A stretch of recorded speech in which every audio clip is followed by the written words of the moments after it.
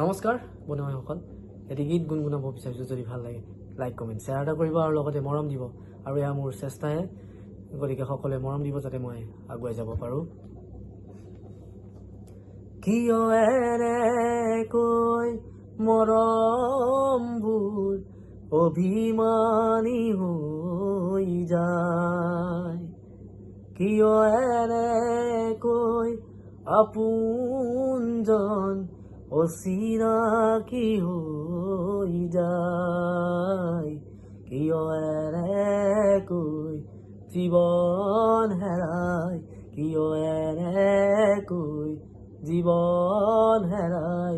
সময়ৰ প্ৰতিটো খোজত কিয় এনেকৈ মৰমবোৰ অভিমানী হৈ যায়?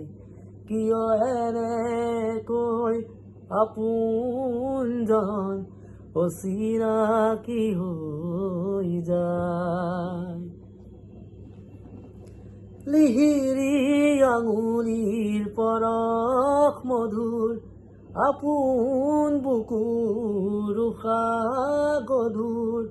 লিহিৰি আঙুলিৰ পৰশ মধুৰ, আপোন বুকুৰ উশাহ গধুৰ।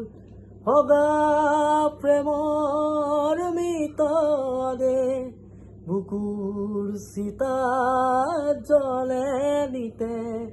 ভগা প্ৰেমৰ মৃতদেহ বুকুৰ চিতাত জ্বলে নিতে। কিয় এনেকৈ মৰমবোৰ অভিমানী হৈ যায়? কিয় এনেকৈ আপোনজন অচিনাকি হৈ যায়? পথে পথে কতনা ছবি, দুহাতে দুমুঠি অতীত মাধুৰী। অবাক দুখৰো কান্দোন শুনো, বুকু ঢাকি সাৱটি ৰাখো।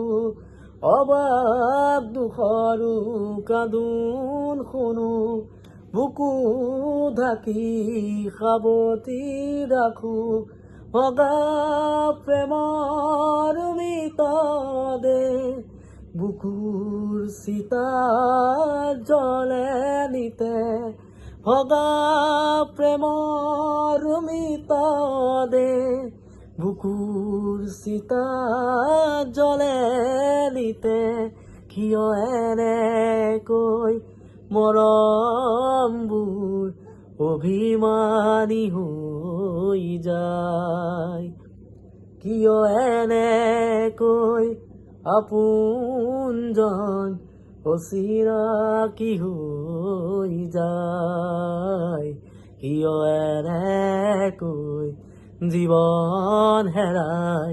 কিয় এনেকৈ জীৱন হেৰাই? সময়ৰ প্ৰতিটো খোজত